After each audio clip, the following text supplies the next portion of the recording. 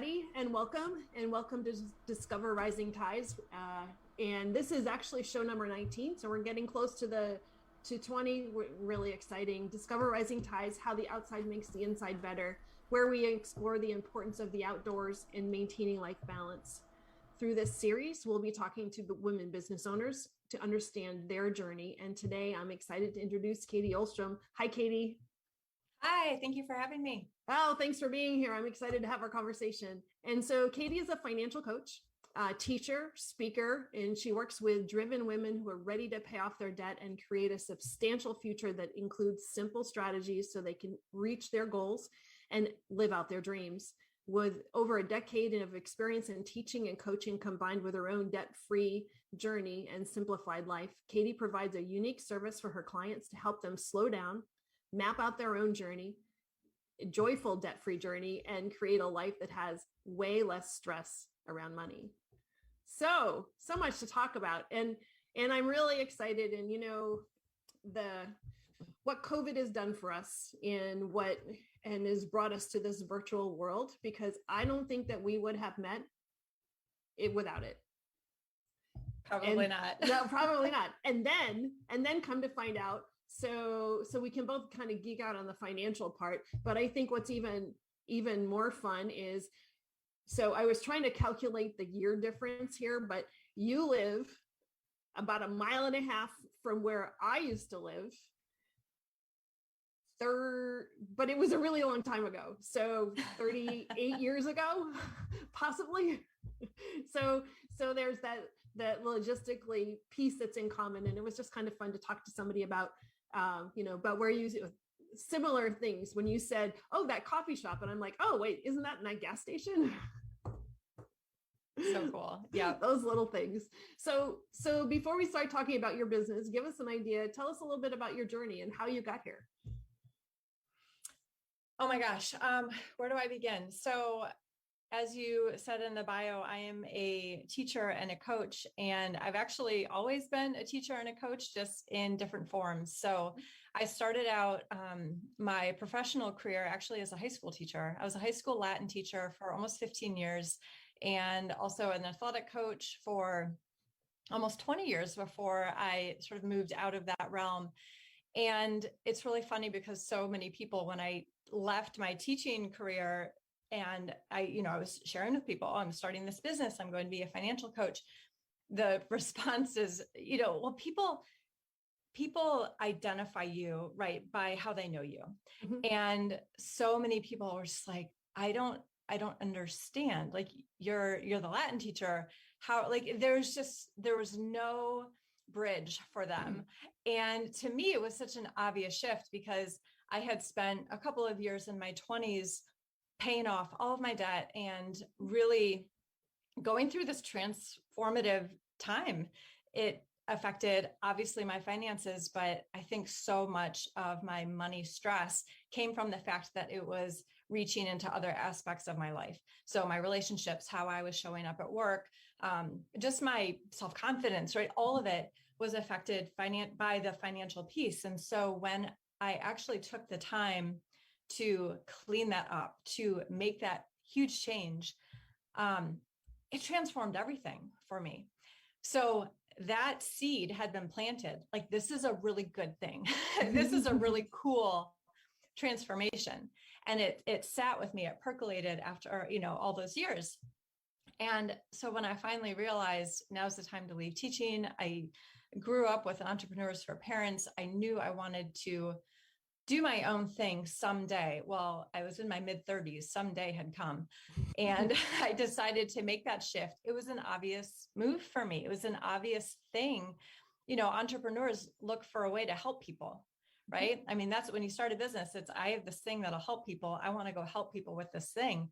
That was what came up for me. That's all I really had that felt so powerful in my life.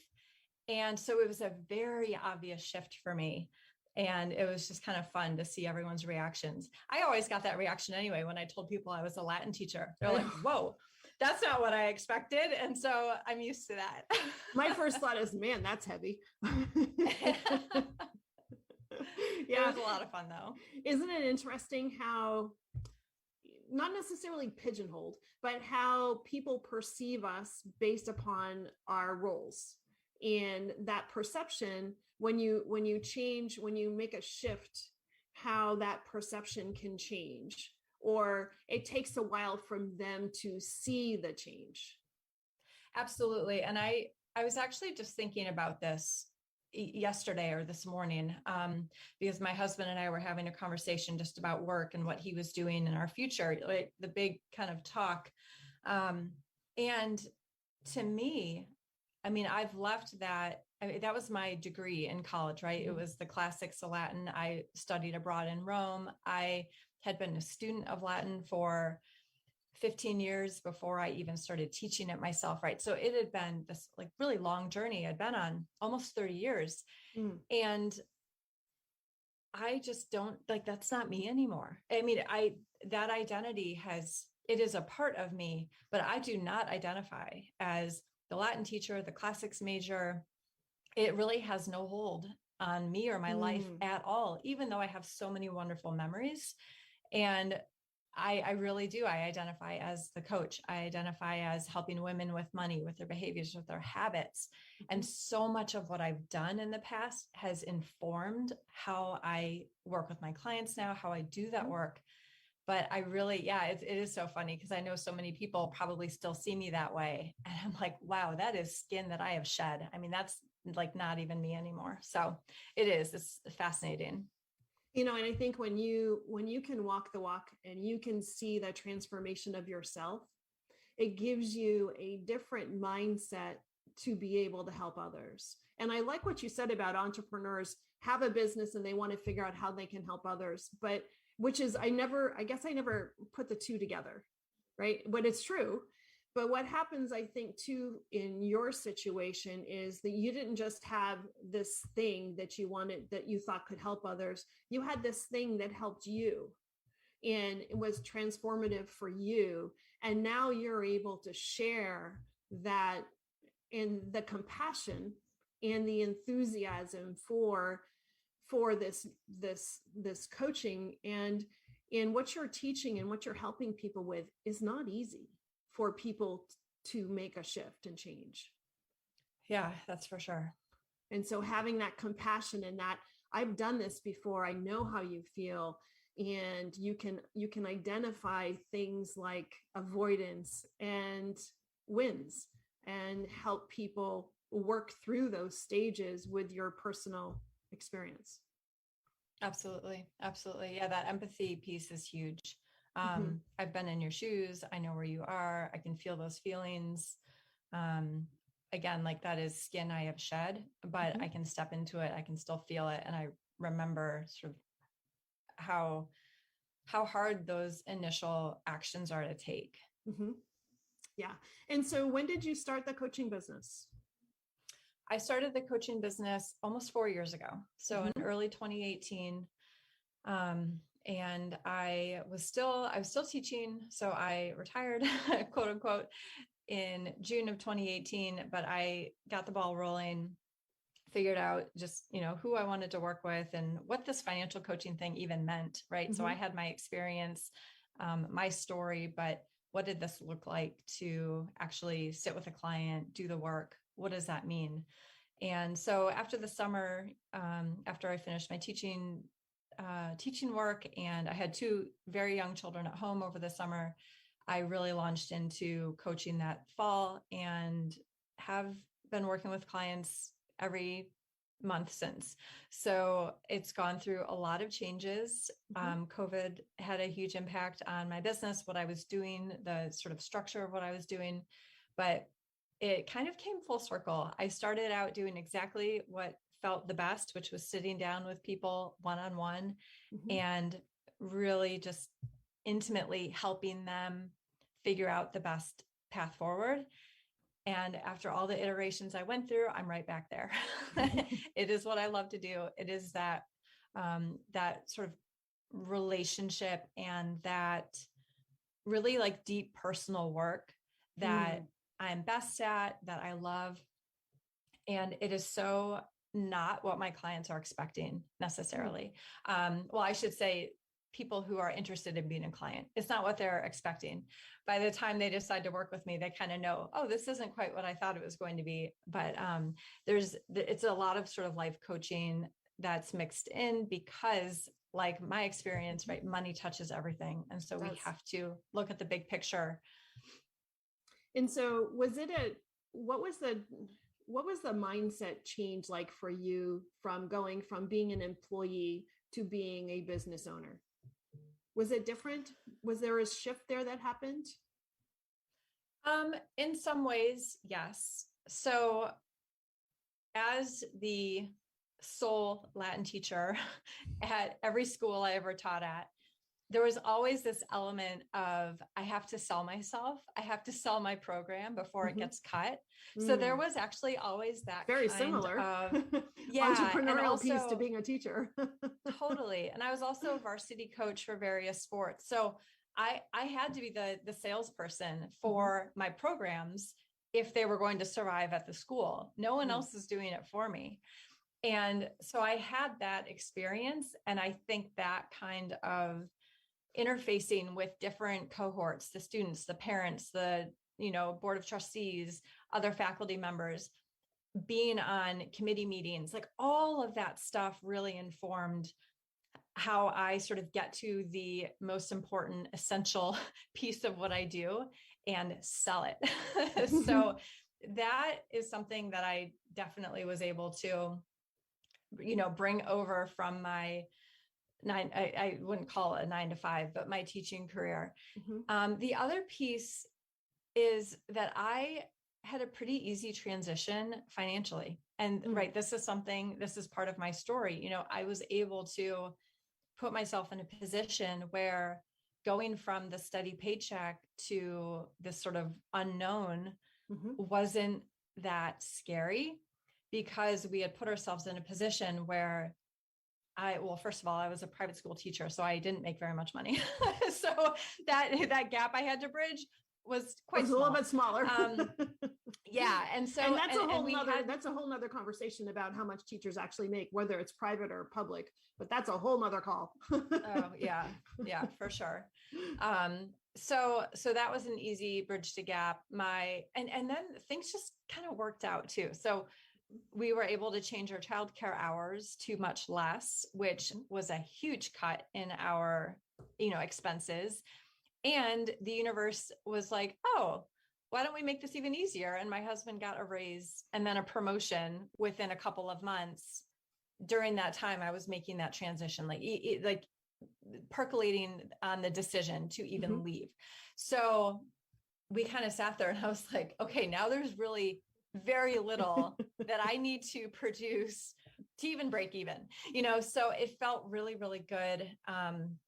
So that helped my mindset, where instead of that sort of feast or famine, paycheck to paycheck, client to client, I have to produce results right now, feeling I could just figure out, what was this thing I was doing and how did I want to do it?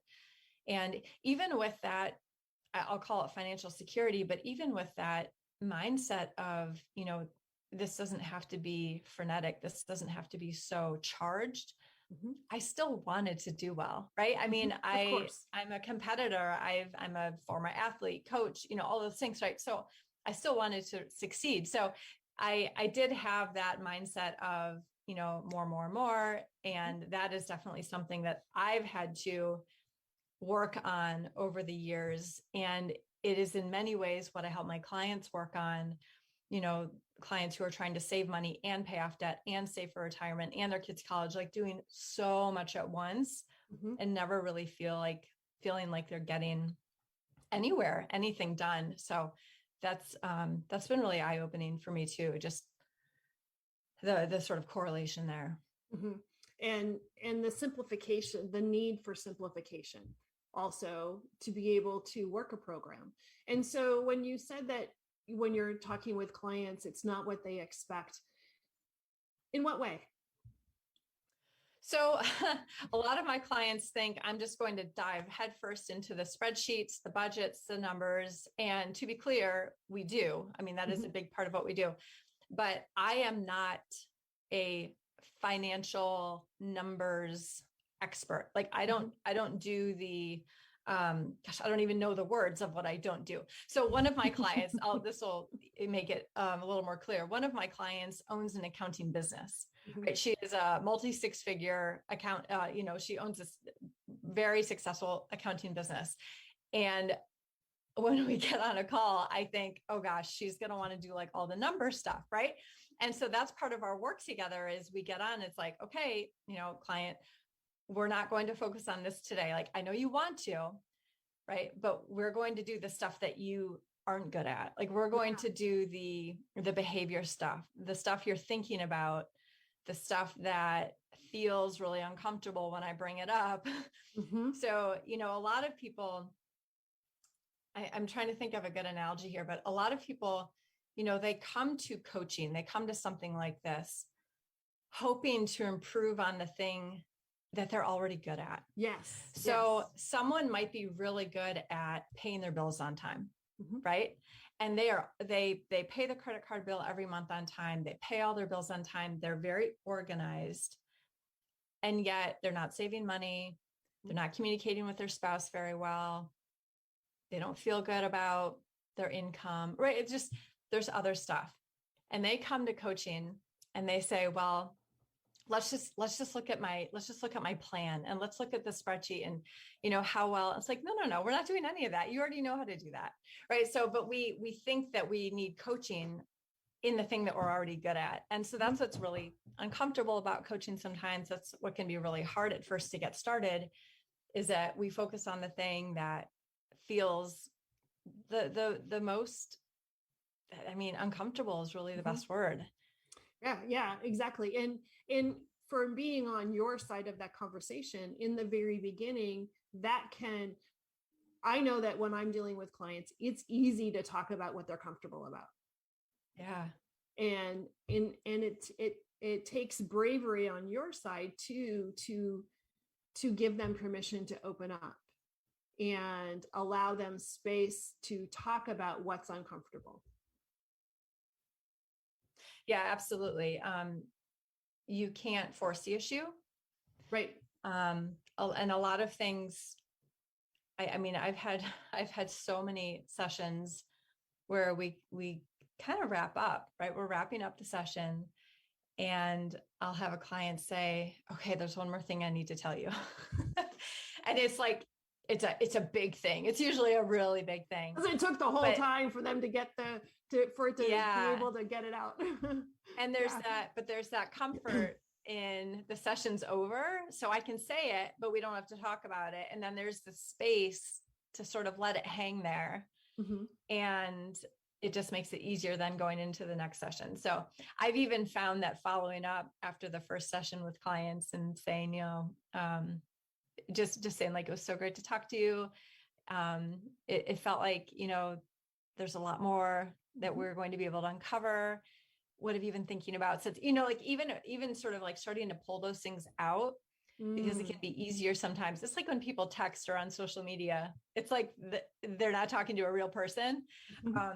And so trying to pull some of those things out sort of in between, and then gently incorporating them into our sessions has been a strategy that's worked too. So. And that's a skill that you develop as a teacher trying to get kids to learn Latin, probably. Oh yeah, for sure. For sure.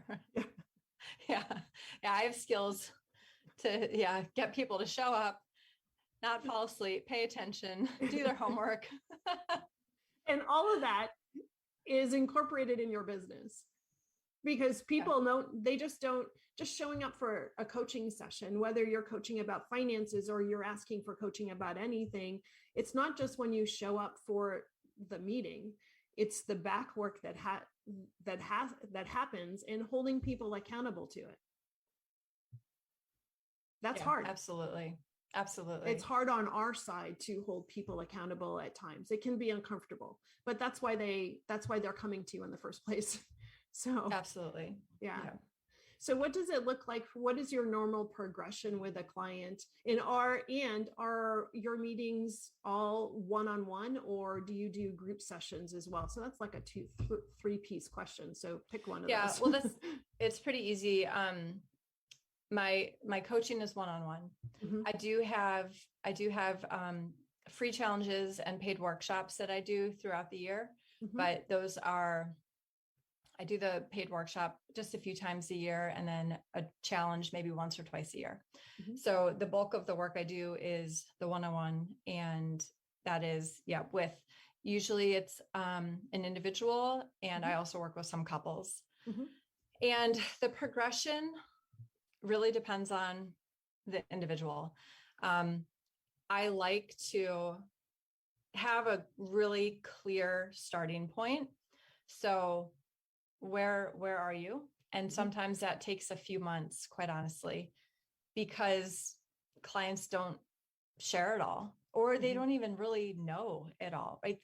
Part of coaching is getting really clear about your situation. Mm. And there can be, like you said before, so much avoidance that $70,000 tax bill that we've been putting off or ignoring or have on $50 a month payments, they don't even think of it to mention. And a couple of months later, it'll come out and it's like, oh, by the way, well, that changes our strategy a little bit. So I've found that, and I've sort of changed my structure between, how many months I work with clients at a time. I found that it has to be a minimum of 6 months, because it really can take time for everything to surface and for the whole story to come out. And so that is really step one. Who are you? What is your life? What does a day look like?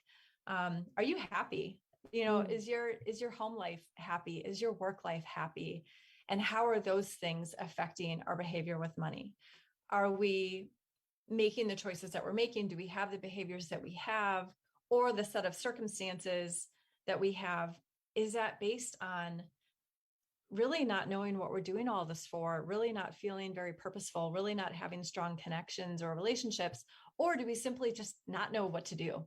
Do we simply not know how to create a budget, have a plan? So I really like to eke that out and figure out, what do we need to focus on? For some people, it is, here's how you actually put a plan together. For other people, it's, here's how you have that really uncomfortable conversation with your spouse or your mother or your grown child.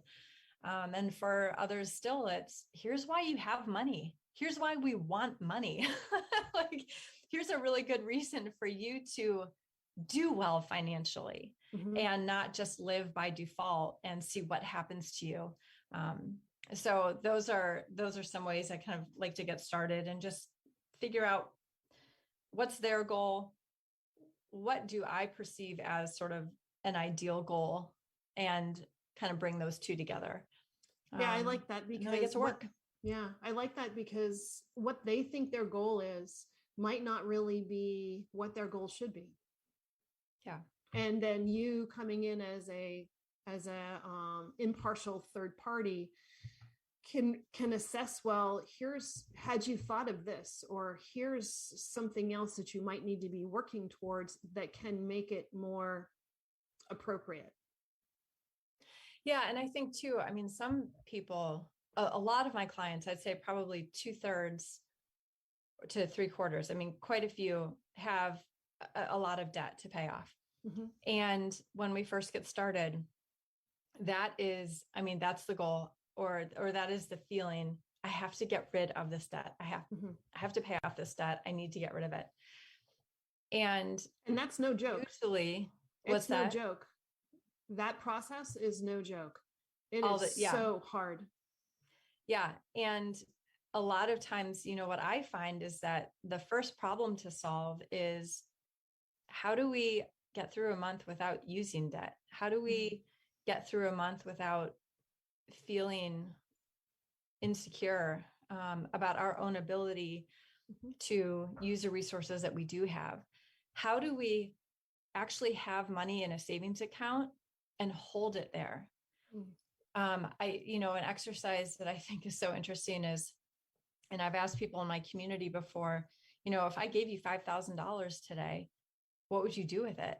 And I've like over 1,000 women in my community, and most will start with, well, I'd give half away. I'm like, what? I mean, that's a very noble and worthy idea, but no, that's not what you should do with it first. And so a lot of us sort of have this sort of instinct that if there is money left over, because I haven't been intentional about it, or because there was no real plan around this, it's either a fluke, or I don't deserve it, or it won't happen again. It was an accident. It's not really mine, or all these things, all these stories and mindsets that we have about money. And so really just working on that first before we pay off debt, because there's no point in paying off your debt if you haven't worked through all the stuff that landed you there in the first place. Exactly. You will use your credit card again. I have a client right now. They've been bailed out a handful of times now to the tune of tens of thousands of dollars in credit cards again and again. And I'm working with them now. They've got 70,000 plus in credit card debt, and they want to know how to pay it off. And I'm like, nope, we're just going to sit that over there. We're just going to park it. It's going to sit there. It's going to be uncomfortable, but paying off your debt is not what you need to do. You've done it before and it hasn't worked. So really looking at what's the actual problem here that we want to solve? What's the work that we really want to start with that's going to trickle into everything else? Yeah. In our relationship with money, and quite often, people that I see have gone through what you do, right? So they're quite often on the other side. And so their relationship money has changed because they're, working into the more of the abundance mindset. But I think when you made a really great point that if they've never had savings, they don't know they deserve savings. And it shouldn't be a fluke. It should be part of the normal practice. You don't spend everything that comes in the door, right? So, and I think that, society, we do a really terrible job teaching people about money and relationships from the very beginning, from school on through. And it's such a blanket statement, but in general, we're very closed about money and relationships, and what you're doing is so important. And what do you feel, so when you start with a client and you're going through this process, how do your clients change? So at the end of that 6 months or longer, however you're working with them, how do you see that transition and that transformation? A lot more empowerment, a lot more confidence. I have had some clients, we've almost had to go through the process twice. So I've had some clients where they pay off a lot of debt and they almost went too quickly. And then they're afraid to spend money on themselves. So they'll save money, right? But they're so goal focused that they're starting to realize that they're not really enjoying themselves or enjoying money. And so that's an element I try to bring in from the beginning, even if there's a lot of debt to pay off, even if we have nothing in savings. How are we really making sure that every dollar that we plan is in alignment with what it is that we actually want?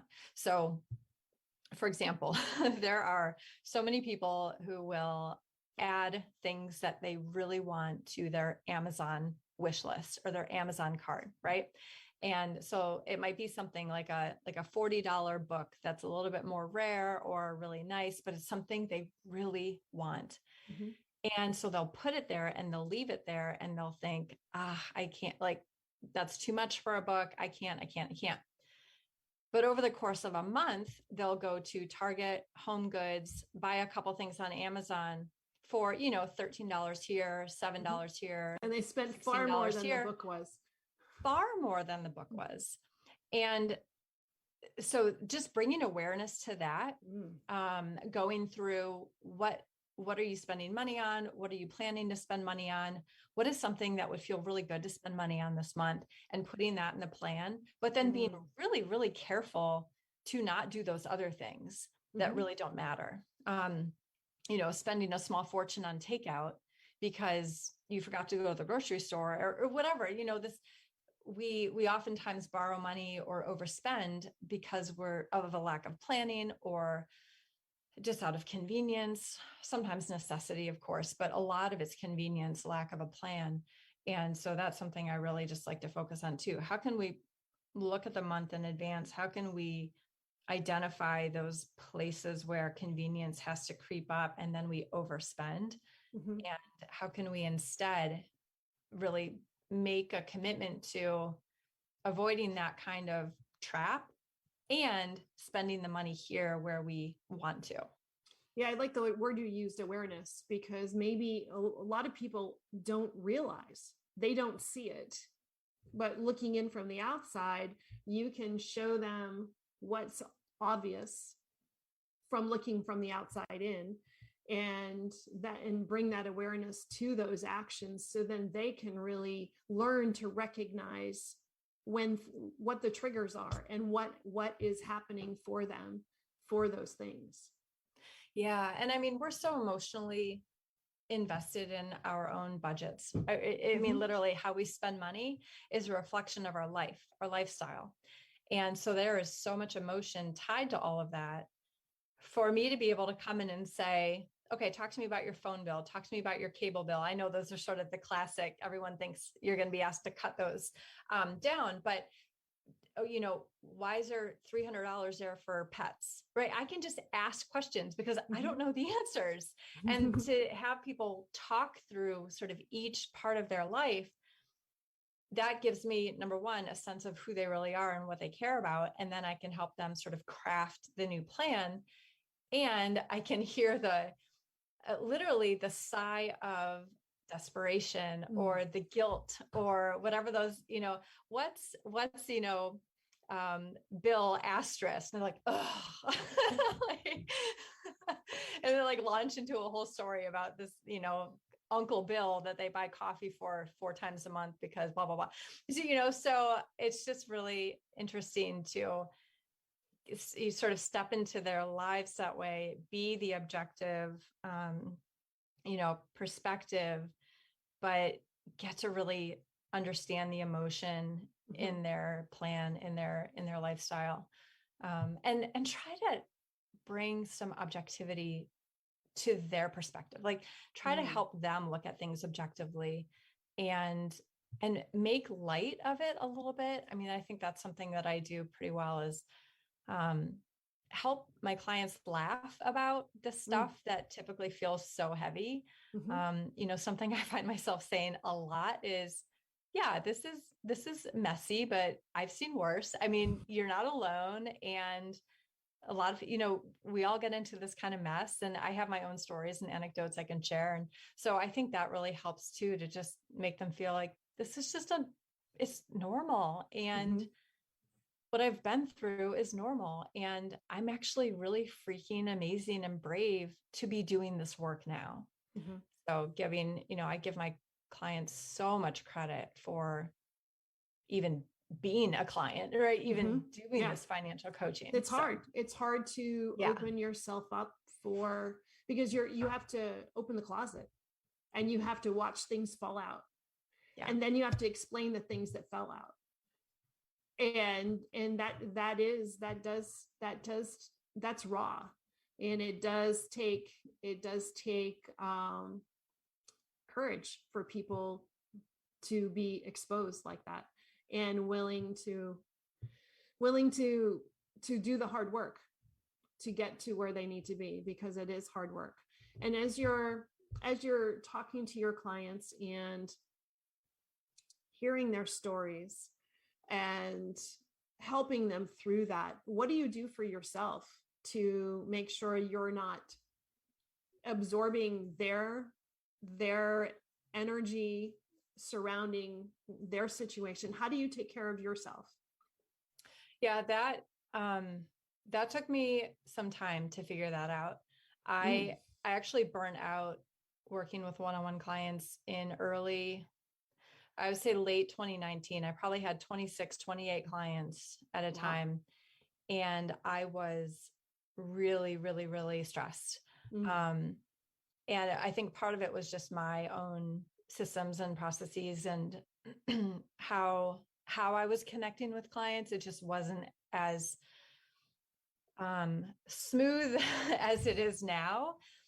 But I would lay awake a lot of nights crunching numbers in my head, like thinking about, how could blah, blah, blah.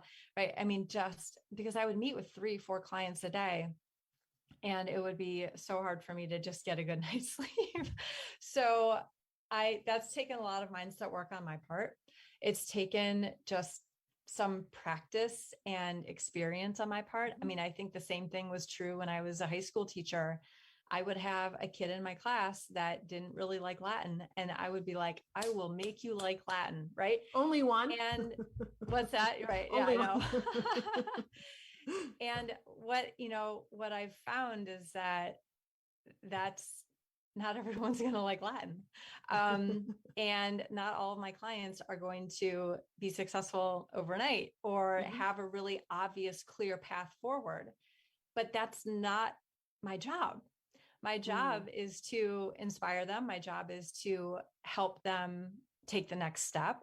My job is to really just be very clear and, have very clear expectations, set very clear boundaries, and follow up, just make sure they show up and follow up. And so like, those are the things I can control.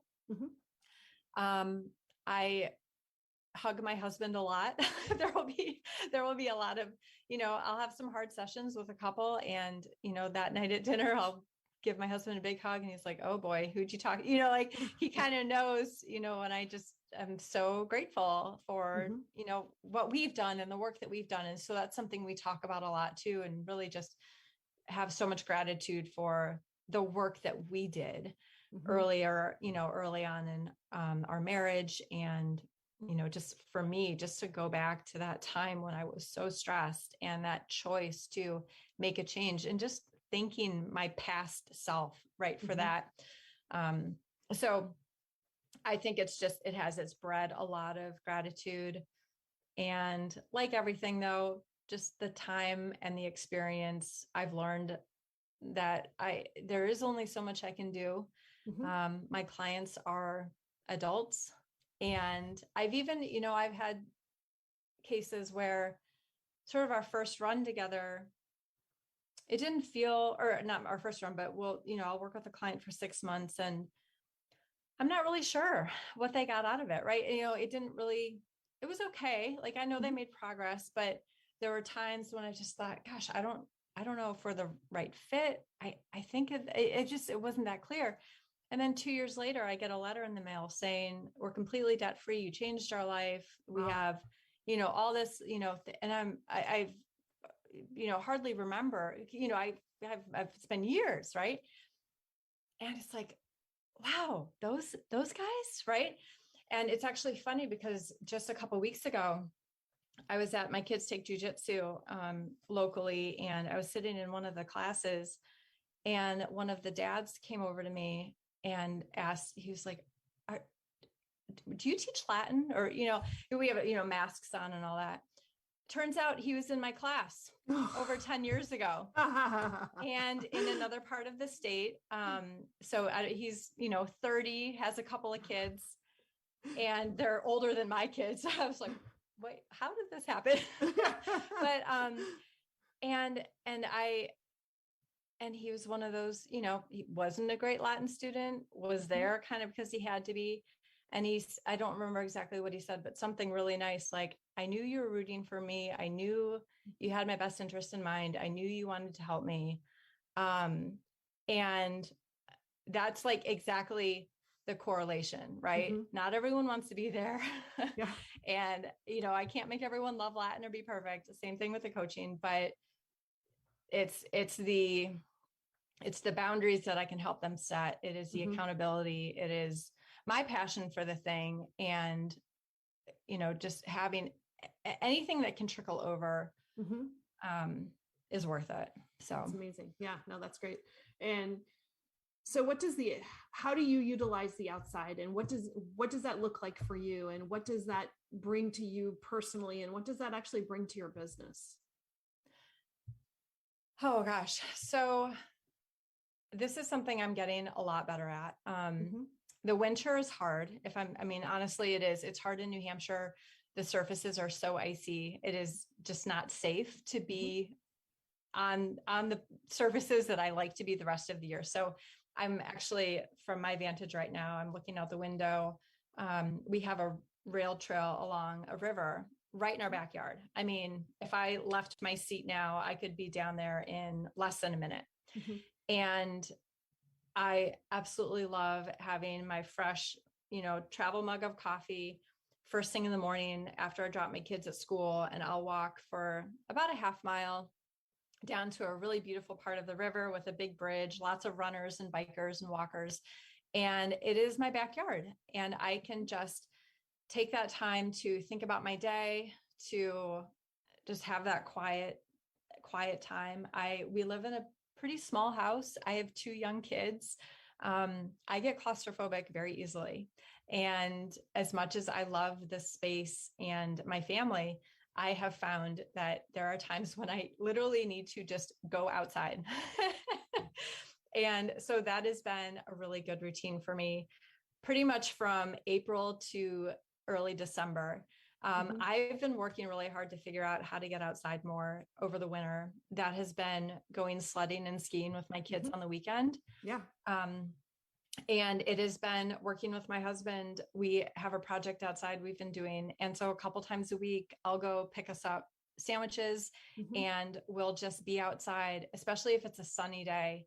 Yesterday was one of these days. We just took an hour off from work in the middle of the day. We were out in the really warm sunshine, which is just so wonderful in February here, and just enjoy like some of the snow melt and just like being so excited for spring and renewal and just standing outside talking about it. Like, it sounds really ridiculous, but that it's not like ridiculous. Really lights me up in the winter. Totally get it. Yeah. Yeah. And winters in New England are dark. Yeah. It's dark at they're 4 super dark before the time really starts to creep up. And that's where we are now. It's creeping up now where it's not dark at 5 o'clock. And so daylight savings is in just about a month now. How many days have you counted it out, the hours and the days and the minutes till it changes? Oh my gosh. No, but I know it's right around a month.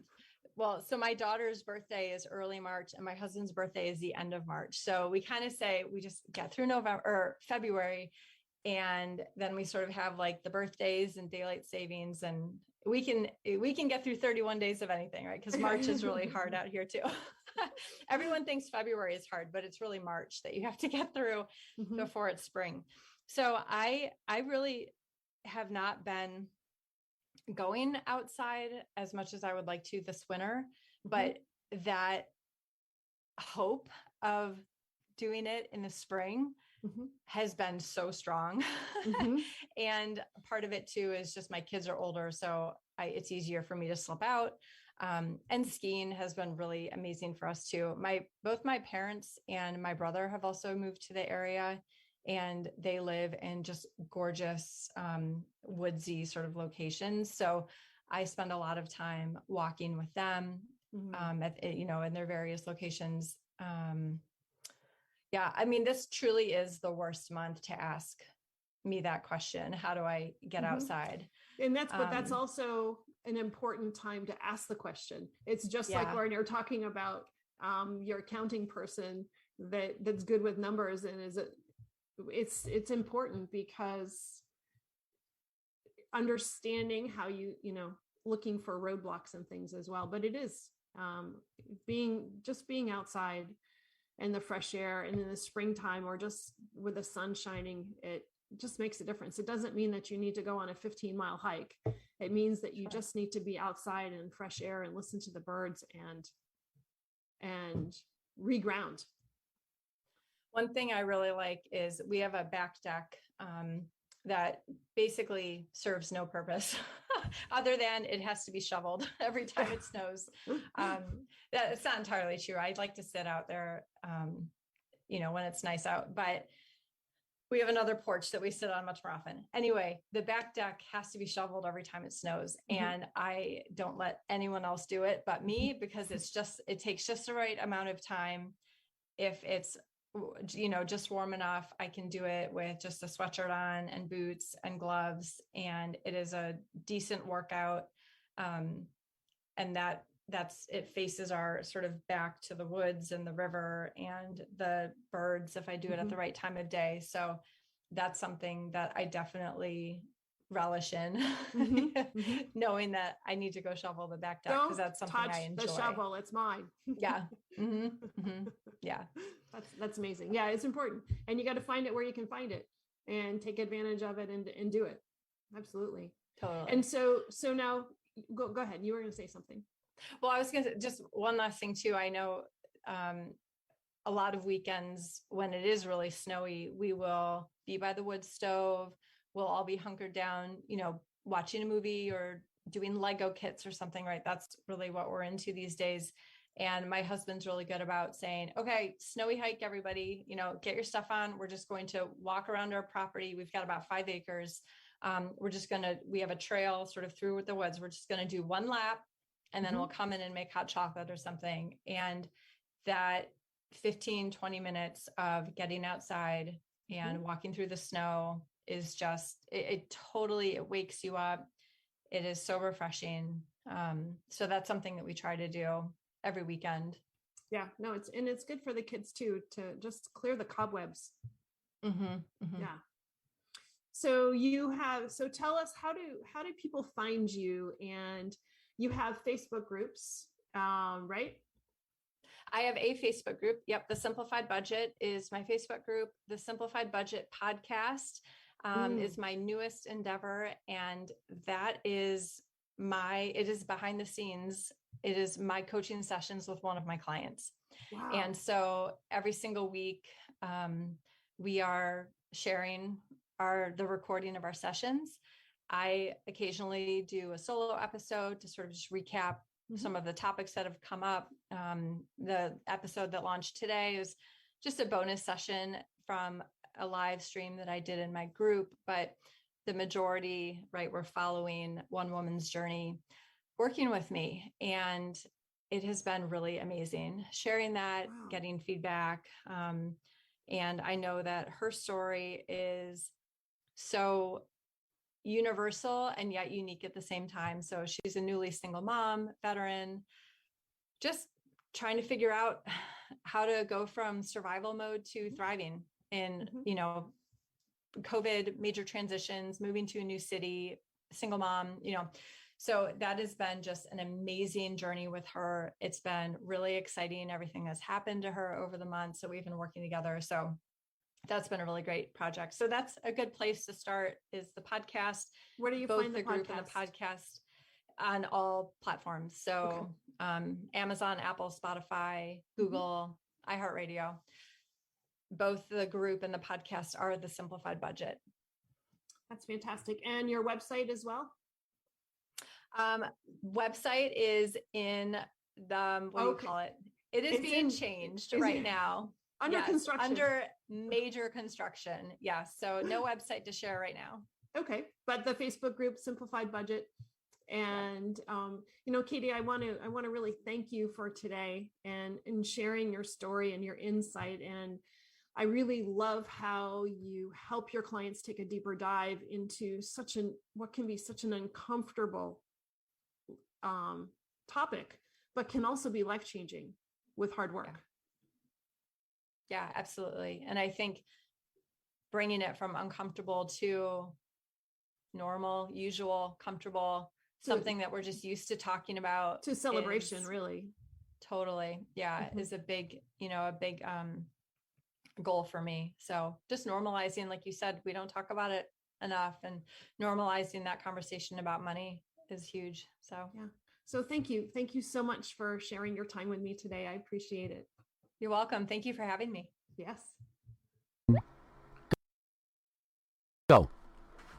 So thanks so much to Katy, and it was so much fun talking with her. And Lynn, I actually met Katy through Lynn, kind of, actually through Consergo. And so if anybody wants to know about Consergo, it's consergo.world, right, Lynn?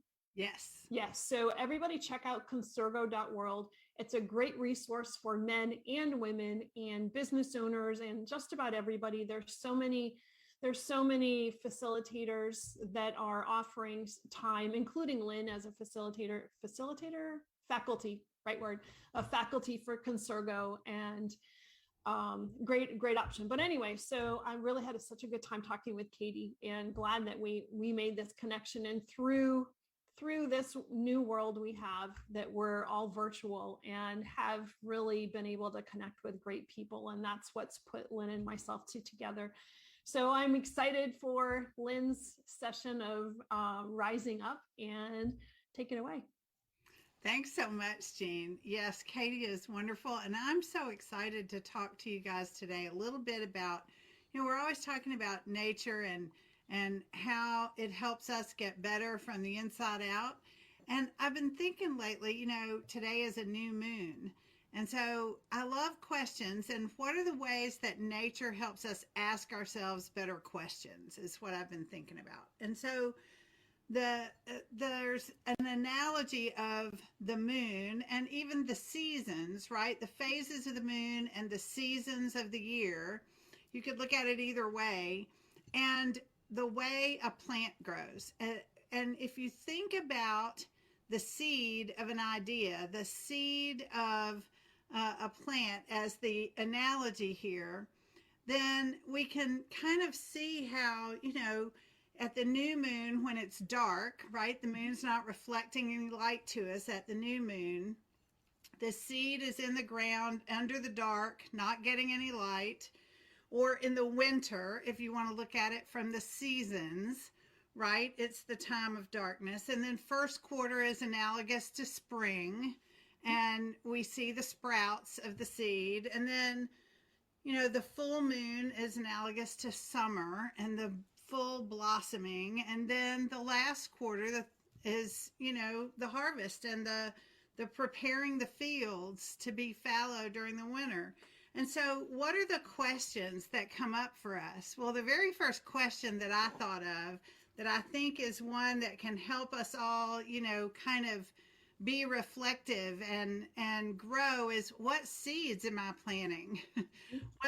Here we are on a new moon day. It's a great question to ask. What seeds do I want to plant this month and during this lunar cycle? And what do I want to create? What do I want to nurture? What do I want to see bloom in my life?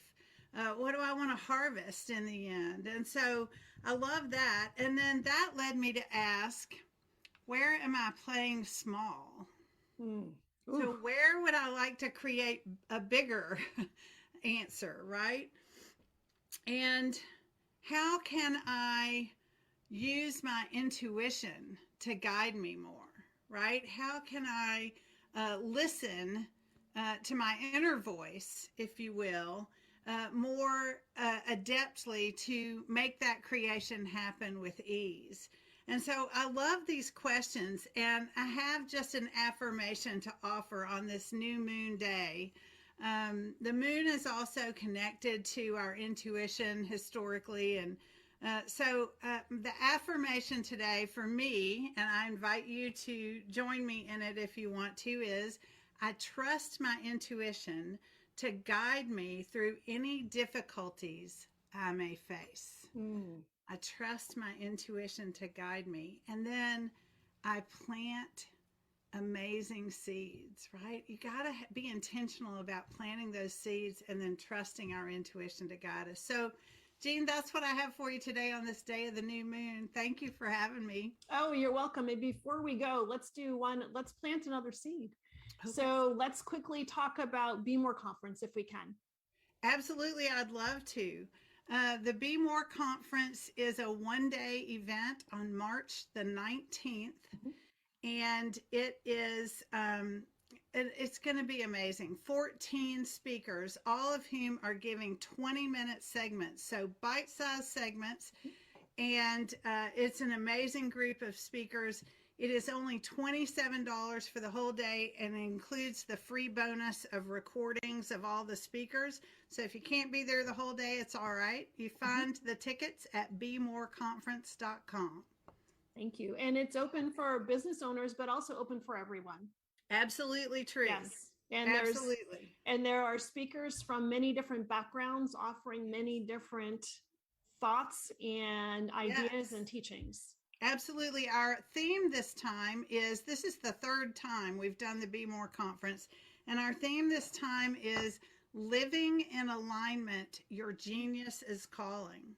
So we have segments that are particular to business, a few, but we have things that serve us no matter what we're creating in our lives or what age or stage we are in. And it is the Be More conference for women. Wonderful. And so people can sign up through bemoreconference.com. There's a link when you go to the website. There's a link. It's very easy to find, and fill in your information, pay your $27, and show up on Saturday the 19th. Beautiful. Thank you. Thank you so much, Lynn. We'll see you next time. And next time we'll be back on the 16th at 2 p.m. Pacific, and we'll be talking with Wendy Darling. I'm really excited for the conversation.